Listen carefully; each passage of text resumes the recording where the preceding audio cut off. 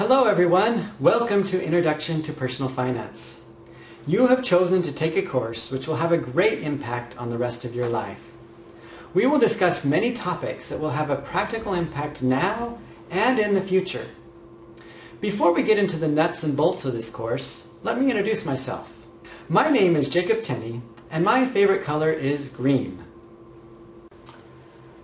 As many of you, I like money which tends to be green. Mostly. I also love tropical plants, which tend to be green as well.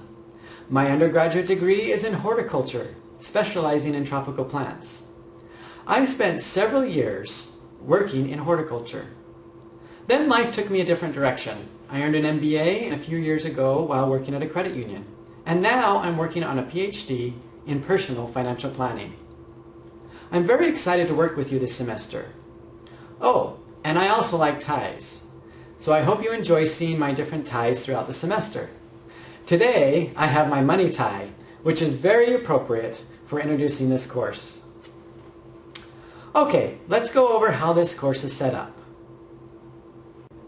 Let me first point out two of the most important places to be in this course. One is the online classroom, and the other is the discussion boards inside each unit. The discussion boards can be found in each unit and are specific to discussions about that unit. Please use these for questions and comments specific to that associated project, participation questions, or anything else about that particular unit. You should make it a habit to come to the online classroom and the unit discussion boards, just like you would make it a habit to go to a physical classroom for a face-to-face course. This is where you can ask and answer questions. This is where I give instructions and feedback. If I send out an email announcement, it will likely direct you to the online classroom or to a specific discussion board. The next item to introduce is the course syllabus. It can be found on the home page here under Syllabus and Schedule. Please take time to read through the syllabus. In the meantime, let me take a minute and highlight some themes. First of all, let's look at the required textbook. You will purchase digital access, which includes the e-textbook along with access to some material within Blackboard.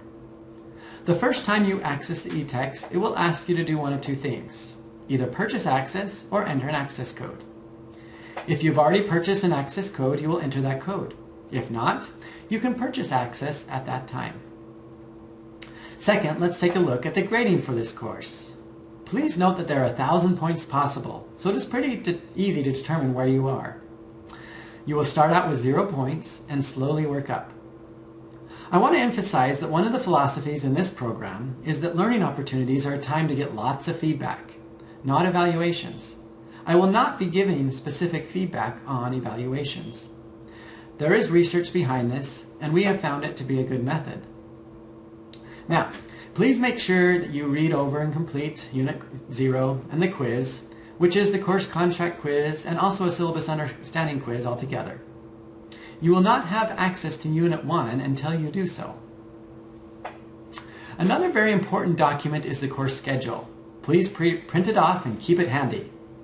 It is found here on the home page. This schedule should become your best friend.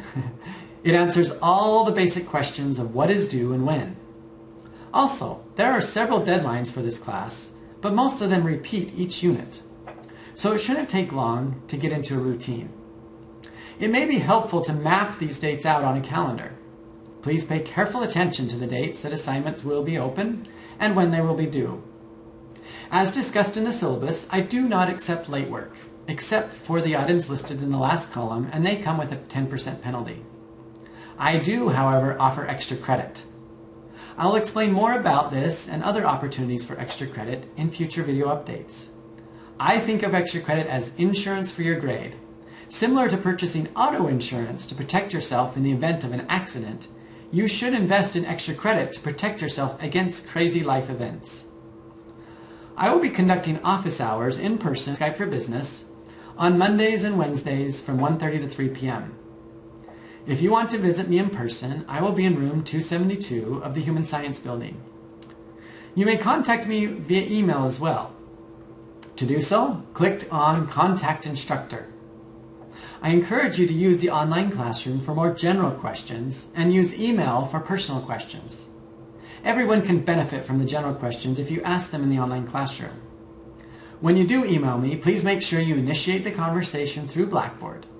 This will generate a special tag on the title of your email indicating that the email comes from a student in my course. These emails get priority over other emails. Once you've initiated the email this way through Blackboard, it will send the email to my TTU email, and we can then correspond via TTU email. I will typically check my email during the day, so if you contact me in the late afternoon or evening, you can expect a response by the next afternoon, unless it is a Friday afternoon or the weekend, and then I will respond on Monday.